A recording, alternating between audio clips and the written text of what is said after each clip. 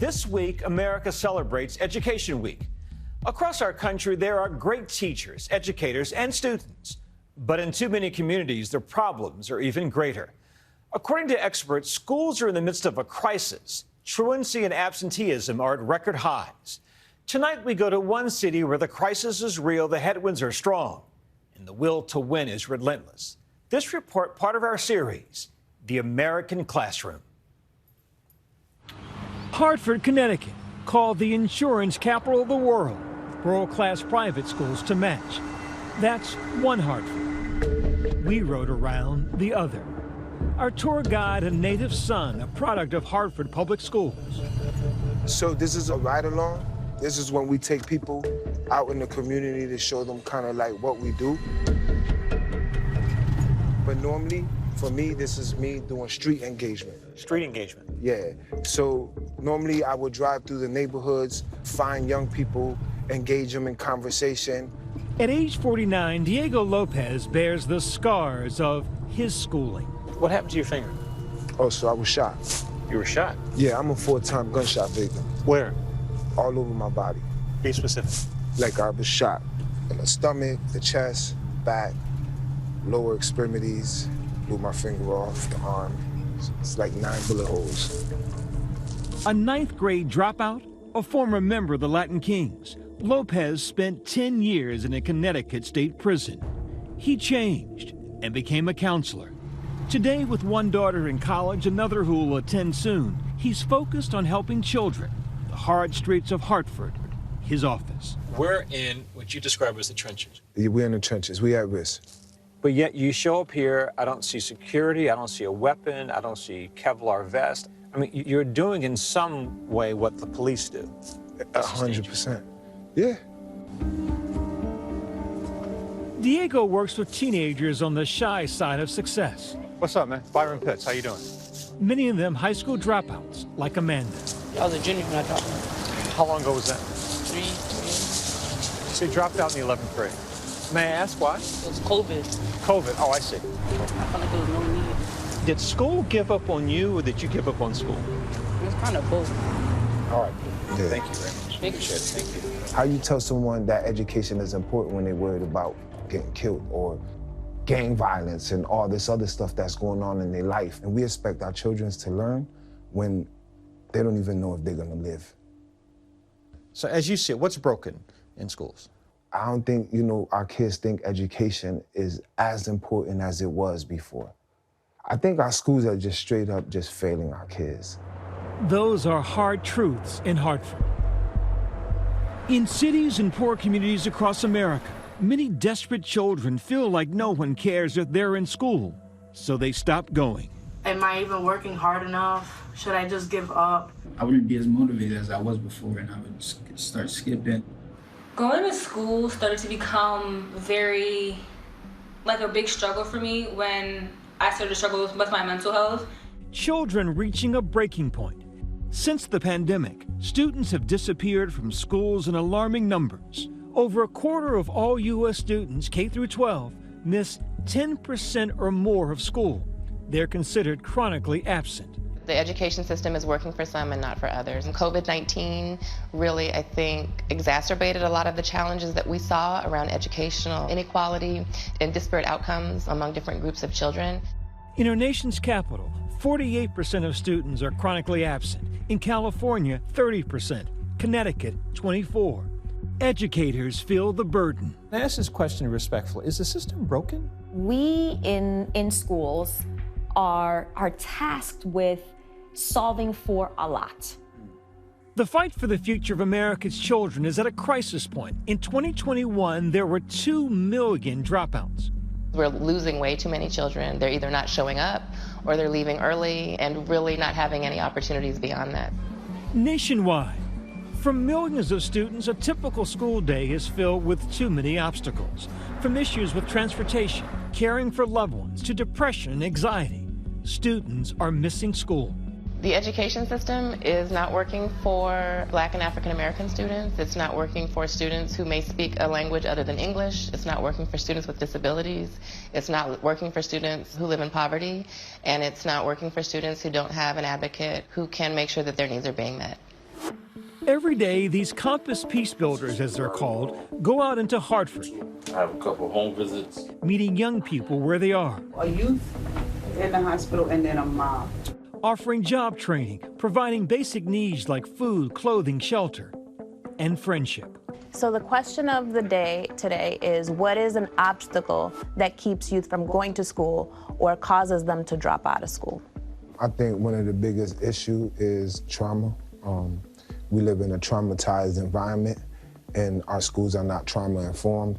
Compass has been working with 17-year-old Raheen Hodges for a year. Are you in school? No, not right now. You dropped out? Yes. Why? To be honest, when I came back from COVID, it's just like felt like school wasn't like motivating me. Were you absent a lot? No. No, you would go every day. I would show up, but I just wouldn't like participate. What kind of grades did you get when you were in school? Like C's, D's. And like when I did try, I would get like B's and A's. I feel like they gave up on me because like when I would try, I just wouldn't get the help that I like needed. Give me an example. Like they would make me feel like I was stupid. Like I would ask for help and like they would make me feel like I was just like dumb or something. This time last year, Genesis Luciano had also dropped out of school. Why'd you drop out? I was homeless. So it was just a lot of stuff going on for me, and I just said I didn't want to do it anymore. How old were you?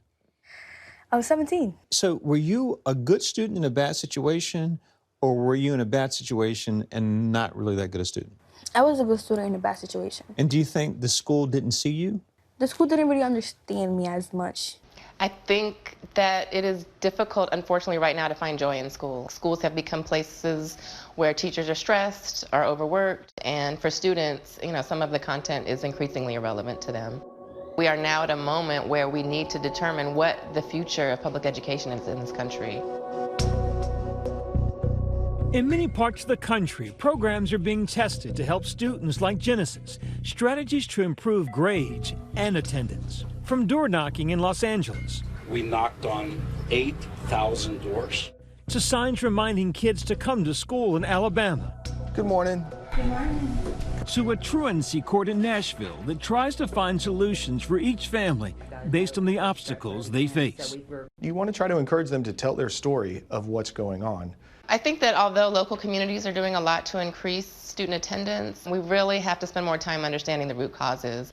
A problem that affects all ages. Truancy can start young. One thing that we found early on was our kindergartners had a 25% chronic absenteeism. That was my first, wake-up call. No one knows the stats or the stories better than Leslie Torres Rodriguez, superintendent of Hartford Public Schools, born in Puerto Rico, raised in Hartford. She is a product of the system she now runs. A 5-year-old cannot get to school on their own. We knew that there were familial challenges, housing insecurity, unemployment, health inequities that exist. One school in her district, Michael D. Fox Elementary, is hoping to solve that problem by bringing health care straight to its students, like this school medical clinic, equipped with a full dentist chair, even staffed by a physician's assistant. School-based health centers most definitely work. If a child goes to an appointment outside of school, they miss an entire day or a half day. If they come here for the same complaint, they're out of class for 30 minutes. Because of this clinic, MD Fox says they've seen an improvement in attendance. If we can keep them healthy, we've got them at the best of their ability to be able to focus on reading or learning math or whatever it might be. Down the hall, there's a food pantry. A lot of the systemic challenges that happen, all of that plays out in the classroom, in our schools. And we have to solve for it. We're not going to turn our back on our students. So in that regard, what grade would you give yourself? I could say we can always do more. I need a grade. Oh my goodness, you're going to put me on the spot. We're doing an average job. Your voice said average job. Your eyes said... Sadder. Yeah. It's sadder. Genesis Luciano had her fair share of those obstacles. Now she's enrolled in an alternative school in Hartford. During our interview, Genesis's peace builder, Haley Jones, grew emotional as she quietly watched. Y'all crying over there? We asked her to join us. He's literally crying. Why are you crying? Cause this is years, man. This is years. This is like your heart. This isn't about money. This is an investment of what I know. I poured everything that I could into her. Why give so much? Because I owe my community that. Honestly, it's so real though. This job is like, I would do this for free. I say it all the time. Joan says she could have been like Genesis, but in her words, quote, "I was just born in the right zip code." It's just not her fault. It's just not her fault. And the world needs Jen here. The world needs Jen out of prison. The world needs Jen to become a mother. The world needs to hear from Jen. And there's many more kids just like her. Oh, I can't believe you got me crying. I can't believe it. Where might you be without her? I don't know. I would have been outside. I would have been in jail. I would have been nothing. In communities large and small like Hartford, there are countless children without hope, without school systems that work. But there are also adults who see them and their potential. Those adults are driven to act, often moved to tears. When's the last time you cried? I cry every day. I cry every day, man. I cry every day. I cry because I'm alive. I'm always thinking about the next day, about the next great thing. When was the last time you cried? Probably yesterday. I see myself in our students regularly, and that gets to me. That gets to me. Our thanks to the good people we met in Hartford and across the country. We found counselors and educators who pursue their professions like good parents. They show up every day, love their children hard, even when it's difficult. Hi, everyone. George Stephanopoulos here. Thanks for checking out the ABC News YouTube channel. If you'd like to get more videos, show highlights, and watch live event coverage, click on the right over here to subscribe to our channel. And don't forget to download the ABC News app for breaking news alerts. Thanks for watching.